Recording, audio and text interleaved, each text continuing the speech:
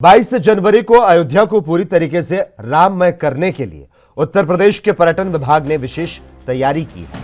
पर्यटन विभाग ने चरण पादुका यात्रा, विभिन्न देशों की रामलीला का मंचन और गीत संगीत के कार्यक्रम के आयोजन की भी तैयारी की है। इसी बीच उत्तर प्रदेश सरकार के कैबिनेट मंत्री जयवीर सिंह ने 22 जनवरी को लेकर एएनबी न्यूज से खास बातचीत की। इस दौरान क्या कुछ कहा उन्होंने, आपको सुनाते हैं। लगभग 500 वर्षों के इंतजार के बाद अब भगवान श्री राम की प्राण प्रतिष्ठा का कार्यक्रम 22 जनवरी को होना है। ऐसे में ट्रस्ट ये कार्यक्रम करवा रहा है, लेकिन उत्तर प्रदेश सरकार अयोध्या को नव्य भव्य दिव्य बनाने के लिए पूरी तरह से जुटी हुई है। हमारे साथ ज़्यादा बातचीत करने के लिए उत्तर प्रदेश सरकार के वरिष्ठ पर्यटन मंत्री जयवीर सिंह जी मौजूद हैं। सर, नव्य भव्य दिव्य अलौकिक बनाने में आप पूरी तरह से प्रयासरत हैं, क्या नया कर रहे हैं? सब नया होगा। भगवान राम जब विराजमान हो रहे हैं तो भारत की सनातन संस्कृति को बढ़ावा देने के लिए, भारत की खुशहाली के लिए, भारत के आदर्श मूल्यों को स्थापित करने के लिए अलौकिक भव्य दिव्य कार्यक्रम 22 तारीख को होने वाला है कि भगवान राम जी अपने मूल घर में विराजमान होंगे। और इस क्षण के लिए 500, जैसा कि आप बता रहे हैं कि 500 वर्षों से ज़्यादा के लंबे त्याग, तपस्या, बलिदान, संघर्षों के बाद ये क्षण हमें मिला है। और वर्तमान पीढ़ी बहुत गौरवशाली अपने को महसूस कर रही है कि उनके जीवन काल में अवसर आया है। और न सिर्फ उत्तर प्रदेश के, न सिर्फ हिंदुस्तान के, पूरी दुनिया में रहने वाले सनातन परंपरा, सनातन मूल्यों को मानने वाले लोग इस क्षण का बेसब्री से इंतजार कर रहे हैं, जुड़ने के लिए आतुर हैं। वो चाहे प्रत्यक्ष अप्रत्यक्ष रूप से उसका साक्षी बनने के लिए आतुर हैं।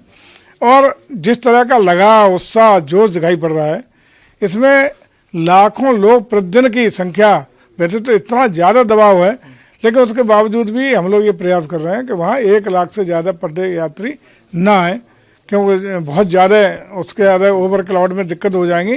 लेकिन हम लोगों को उम्मीद है कि 1 लाख से के आसपास, 1 सवा लाख पर डे के हिसाब से, उसी तरह से हम लोग जो व्यवस्था विशेष ट्रेनों की हो, विशेष बसों की हो, विशेष वाहनों की हो, जो करे जा रही हैं, वो भी उसी रूप में की जा रही हैं कि 1 से सवा लाख हमारे श्रद्धालु प्रतिदिन राम जी के दर्शन कर सकें। 22 तारीख का समय आने में मात्र अब 10 से 12 दिन का लगभग समय बचा है। कल अयोध्या में ही शीर्ष नेतृत्व की बैठक है, जिससे संघ के पदाधिकारी और भारतीय जनता पार्टी के राष्ट्रीय पदाधिकारी भी बैठक में सम्मिलित होंगे।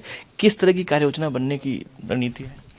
देखिए, मुझे लगता है कि उनका अंतिम टच होगा कि जो रूपरेखा हम लोगों ने तैयार की है 14 तारीख से लेकर मकर संक्रांति से लेकर 24 मार्च 2024 तक की, उस पर अलग अलग कार्यक्रम हैं। विभिन्न कलाकार, विभिन्न कथावाचक, विभिन्न देशों की टीमें, विभिन्न राज्यों की टीमें, अलग अलग मंच, अलग अलग व्यवस्थाएं, चरण पादुका की यात्रा, बहुत सारे कार्यक्रम आयोजित हैं।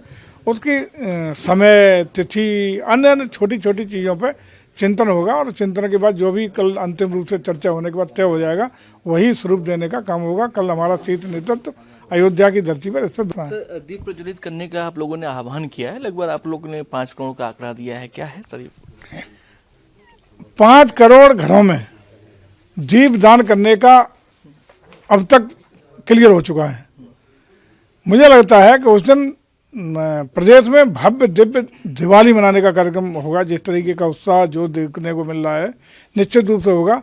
लेकिन 5 लाख घरों में दिया, ये हमने आह्वान किया था, माननीय प्रधानमंत्री ने आह्वान किया था कि हर सनातन परंपरा को मानने वाला घर कम से कम 1 दिया जरूर उस अवसर पर जलाए।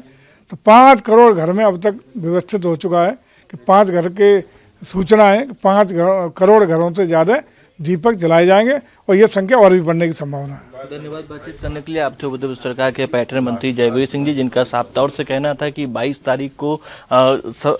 तारीख की तैयारियों को अंतिम रूप देने के लिए पूरी तरह से कमर कस ली गई है। सरकार और ट्रस्ट लगातार कार्य कर रहा है। कल जो बैठक है, उस बैठक में भी पर्यटन मंत्री शामिल होंगे। और आपके साथ अंकित श्रीवास्तव, एएनबी न्यूज, लखनऊ।